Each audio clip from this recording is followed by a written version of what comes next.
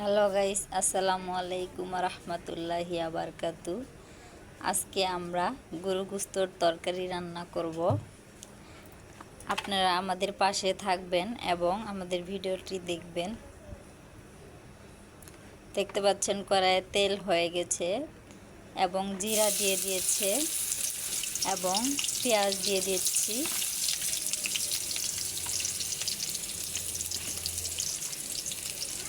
এবং আস্তে একটা রসুন দিয়ে দিয়েছি, যাতে রসুনটা তরকারিতে দিলে খেতে ভালো লাগবে।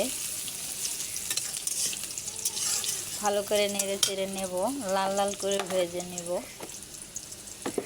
দেখতে পাচ্ছেন লাল লাল করে ভেজে নেওয়া হয়ে গেছে। এ পর্যায়ে মশলা দিয়ে দিব মরিচ বাটা,